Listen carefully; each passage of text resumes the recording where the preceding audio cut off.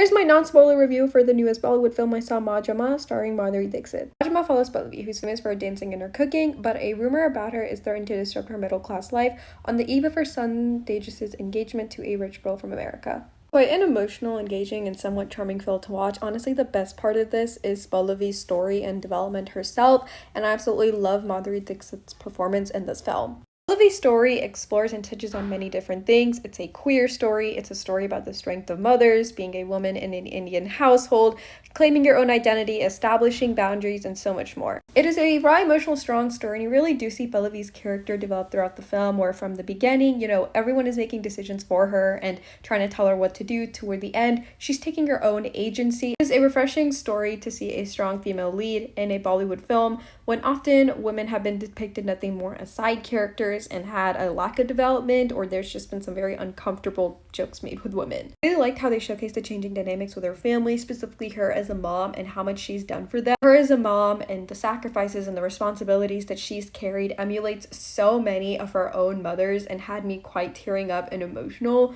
Not only that, but her character is lesbian, and to me this movie does depict experiences of what it's like being LGBTQ+ in the South Asian community and the harsh judgment and treatment that you'll get. It is a very moving story overall when it comes to her character. Pallavi's character is written quite well. There are flaws with the story in itself, specifically just the way it plays out. It all kind of depends on this lie detector test, which feels a little bit corny and over dramatized. Also, the depiction of Tejas' fiance's family, who are the Indian diaspora as they live in the United States, just was very cringe to watch. Sure, there might be some Indians from the diaspora that act like Isha's family, but I just feel like parts of it were over exaggerated and frankly cringe, and I really didn't like her family at all. I mean, her parents at least. The supporting characters, Pallavi's family is written the best, and their own arcs developing in terms of their relationship with Pallavi. The movie did try to showcase the division between the Indian diaspora and people who live in India, but over times to me it just felt over dramatized and exaggerated and